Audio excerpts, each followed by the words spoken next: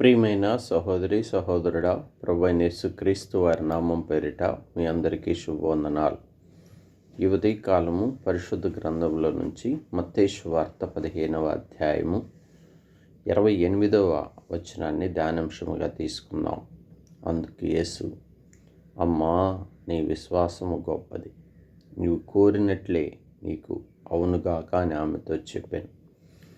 ఇక్కడ ప్రభువైన యేసుక్రీస్తు వారు 2026 సంవత్సరములకు పూర్వం ఆయన సజీవుడిగా ఉన్నటువంటి దినముల్లో ఆయన తల్లి గర్భం మరియ గర్భాన పరిశుద్ధాత్మ చేత పుట్టబడిన కుమారుడిగా, దైవ కుమారుడిగా, క్రీస్తుగా ఈ లోకానికి అరుదించాడు. ఆయన వచ్చి అనేక ప్రాంతాలను సంచరించాడు. అనగా 3.5 సంవత్సరాలు సువార్త ప్రకటిస్తూ వచ్చాడు. అందరూ అంతటా మారు మనసు పొందవలనని, ప్రభు రాజ్యం సమీపంగా ఉందని సెలవిస్తూ వచ్చాడు. ఆ దినముల్లో ఆయన ప్రయాణిస్తూ ఆయా ప్రాంతాల్లో సంచరిస్తూ అనేకమైన అద్భుతాలు, ఆశ్చర్యకార్యాలు జరిగిస్తూ ఉన్నాడు. ఆ సమయంలో తూరు సీదోను ప్రాంతానికి వెళ్ళాడు. అక్కడికి వెళ్ళినప్పుడు ఆ సందర్భాన్ని కనుక మనం గుర్తు చేసుకుంటే, ఒక స్త్రీ ఆయన ఎదుటికి వచ్చింది. ఆమె పేరు ప్రత్యేకంగా రాయబడలేదు, కానీ ఆమె పేరు కనాను స్త్రీ అంటున్నాడు. ఆ స్త్రీ అన్యురాలు. ఆమె ఇశ్రాయేలు సంతతికి సంబంధించిన యోధా జాతికి సంబంధించిన ఆమె కాదు. ఆమెకు ఒక సమస్య ఏర్పడింది. ఏంటంటే, ఆమె కుమార్తె ఎప్పటి నుంచో దెయ్యం పట్టి అపవిత్రాత్మతో పట్టబడిన స్త్రీ కుమార్తెగా ఉంటూ కాయిలా పడి బాధలో ఉంది. సమయానికి యేసు ప్రభువుల వారి వద్దకు వచ్చి అడుగుతుంది, ప్రభువా, నాకు సహాయం చేయవా? ఇదిగో నా బిడ్డను లో ఉన్న అపవిత్రాత్మను వెళ్ళగొట్టవా? దావీదు కుమారుడా, కరుణించయ్యా, నా కుమార్తెను కాస్త స్వస్థపరచయ్యా అని కేకలు వేస్తుంది. అప్పుడు ప్రభువు మొట్టమొదట అసలు మౌనంగా ఉన్నాడు.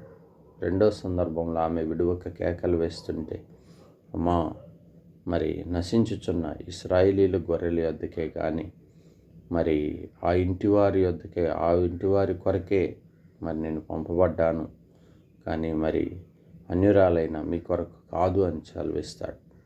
అయినా ఆమె పట్టు విడవక, అయినప్పటికీ పర్వాలేదయ్యా, మీరే నాకు సహాయం చేయాలి, నా కుమార్తెను స్వస్థపరచాలని అడుగుతుంది. అప్పుడు అంటున్నాడు, ఇదిగో రొట్టె ముక్కలు తీసుకొని కుక్క పిల్లలకు వేయుటకు యుక్తము కాదని చెప్తున్నాడు. అప్పుడు ఆమె అంటుంది, నిజమే ప్రభువా, కుక్క పిల్లలు కూడా తమ యజమానుని బల్ల మీద నుండి పడి మొక్కలను తిన్ను కదా అంటుంది. అప్పుడు ఈ విషయాలన్నీ, ఈ రెండు సందర్భాల మాటలను చూసినప్పుడు, అనగా కానాను స్త్రీకి, అన్యురాలకు ఎంతో విశ్వాసం. ఆమె విశ్వాసమును బట్టి తన కుమార్తెను రక్షించుకోగలిగింది, తన కుమార్తెను స్వస్థపరచుకోగలిగింది. అప్పుడు అంటున్నాడు, కుమారి, నీ విశ్వాసము గొప్పది, అమ్మా, నీ విశ్వాసము గొప్పది. ఇశ్రాయేలీలో కూడా ఇలాగ విశ్వాసం ఉన్నట్టు నేను చూడలేదు. ఇంత బలమైన విశ్వాసం నువ్వు కలిగి ఉన్నావు కాబట్టి నీ కుమార్తె స్వస్థపరచబడింది, వెళ్ళుము అంటాడు.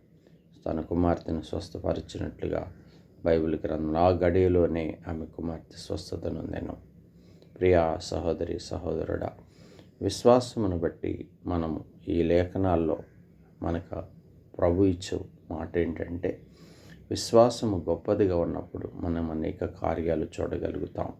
విశ్వాసంలో బలహీనముగా ఉంటే, అనగా అల్ప విశ్వాసం, సందేహపడే విశ్వాసం, అనుమానించేటువంటి విశ్వాసం, అనగా మనలో సరైన ఆత్మీయ విశ్వాస జీవితం మనం కలిగి లేకపోతే ఏ కార్యాలను మనం చూడలేం.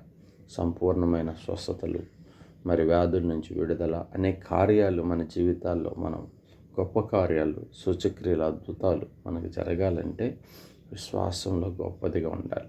ఈ కానాను స్త్రీ అన్యురాలైనప్పటికీ విశ్వాసంలో ఎంతో గొప్పగా ఉంది.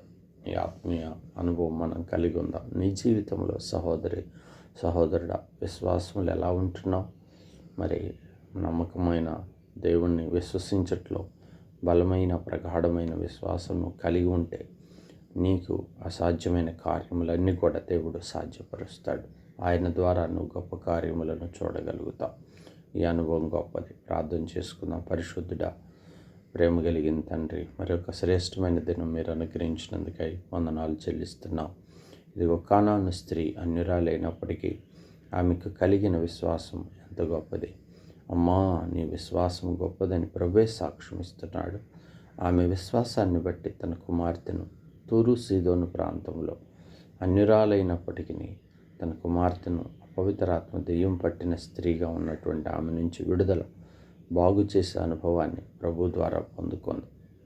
మా జీవితాల్లో కూడా ప్రభువా, మీరు మాకు సహాయం చేయము. మాలో అలాంటి విశ్వాసాన్ని నేర్పిస్తురని, అటు విశ్వాసం ద్వారా మేము కూడా గొప్ప కార్యములు చూసుటకు మాకు సహాయం చేయం. ఎక్కడ బలహీనంగా ఉన్న ఆ విషయంలో మమ్మల్ని క్షమించి సహాయపడమని మీ చేతికి అప్పగించుకుంటూ, ఇదని మంతి మీ కృపలో బలపరుస్తురమ్మని, కార్యములను చక్కబెట్టమని, ఎవరి కాలుబిడ్డల భవిష్యత్తును దీవిస్తురని సహాయం చేయం. అయ్యా, మరి అనారోగ్యంగా ఉన్న వారిని, వ్యాధిగ్రస్తులను స్వస్థత అనుగ్రహించి మీ చేతి కిందకి తీసుకోమని యేసుక్రీస్తు నామములో ప్రార్థించి స్తుతించి అడిగి వేడుకుంటున్నాను తండ్రి. ఆమేన్.